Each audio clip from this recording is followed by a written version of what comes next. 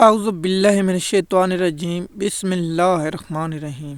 M S news HD5 کی ناظرین السلام علیکم۔ امید ہے کہ آپ لوگ سب خیریت سے ہوں گے۔ آج کا ہمارا مین ٹاپک ہے جسٹس اطہر معین اللہ صاحب کا جو ریمارکس آئے ہیں اس پر تفصیلی ویلاگ ہوگا اور آپ لوگوں کو اپڈیٹ دیں گے اور میں اپنی رائے دوں گا۔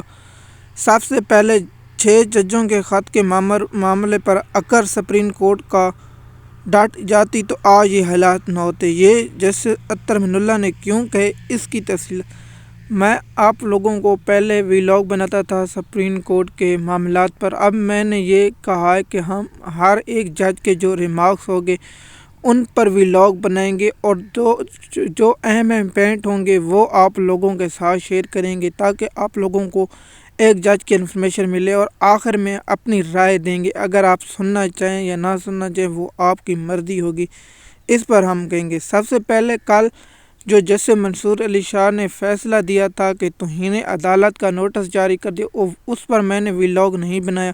اس کی وجہ یہ ہے کہ فیصلہ پر عمل درآمد نہیں ہوگا، اس پر میں آخر میں آتا ہوں۔ جسٹس اطہر معین اللہ نے کہا ہے اگر سپریم کورٹ ڈٹ جاتی، جب اسلام آباد ہائی کورٹ نے 6 ججوں نے خط لکھے تھے جیسے قاضی فیض عیسیٰ صاحب کو تو کہا کہ ہمارے کام میں ایجنسیاں اور دیگر ادارے مداخلت کرتے ہیں تو ہمیں قانون اور انصاف کے مطابق فیصلہ نہیں کرنے دیا جاتا۔ یہ بات بہت ہائی لائٹ ہونے کے بعد جیسے قاضی فیض عیسیٰ نے بینچ بنایا اور اس بینچ میں سربراہی کرتے ہوئے تمام عدالتوں سے رپورٹیں طلب کری۔ مثال کے طور پر سندھ ہائی کورٹ سے، لاہور ہائی کورٹ سے، پشاور ہائی کورٹ سے،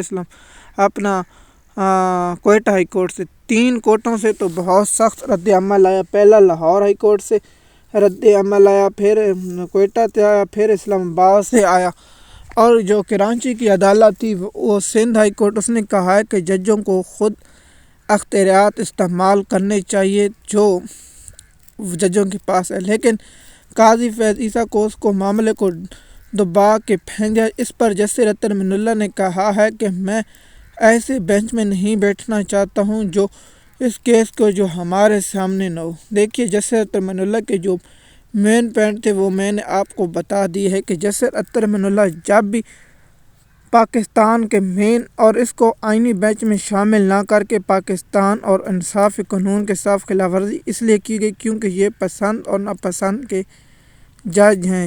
اطہر معین اللہ نے بھی کہا کہ اس نے سب سے پہلے یہ اٹھایا کہ کیسے توہین عدالت کے جاری کردگی، مثال کے طور پر جسٹس جمال مندوخیل صاحب پر، امین الدین خان صاحب پر اور جسٹس وحید اور جسٹس یحییٰ آفریدی صاحب پر اور حسن رضوی پر جب توہین عدالت کے نوٹس جاری ہو چکے تو یہ کیسے اپنے اس میں جسٹس اطہر معین اللہ کی اس بات سے اتفاق کرتا ہوں کہ جسٹس منصور علی شاہ صاحب نے توہین عدالت کا نوٹس جاری کرتا اور لاجر بنانے کی تربیت کرتا تو پھر لاجک سمجھ آتی، لیکن افسوس ہے کہ جسٹس منصور علی شاہ نے جو اپنا آخری اختیار تھا اسے ضائع کر دے گا۔ اب اس کو آئینی بینچ نے جو غیر آئینی بینچ نے جو غیر آئینی اس نے غیر آئینی کام کرنا وہ فیصلہ معطل کر دیا۔ اب پاکستان کی تاریخ میں مرضی کے فیصلے آئینی بینچ کرے گا۔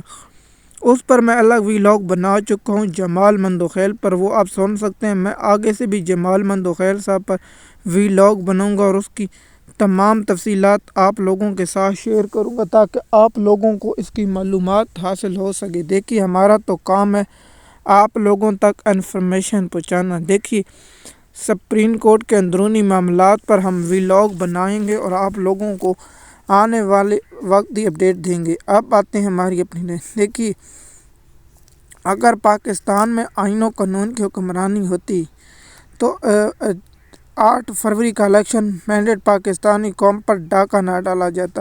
جس کو عوام نے ووٹ دیے وہ جیل میں پڑا، اور جن لوگوں کو پتہ آخر میں آتا ہوں عدلیہ پر بھی ایک ویلاگ بناؤں گا وہ آپ کو اگلے ویلاگ میں سننے کو ملے گا۔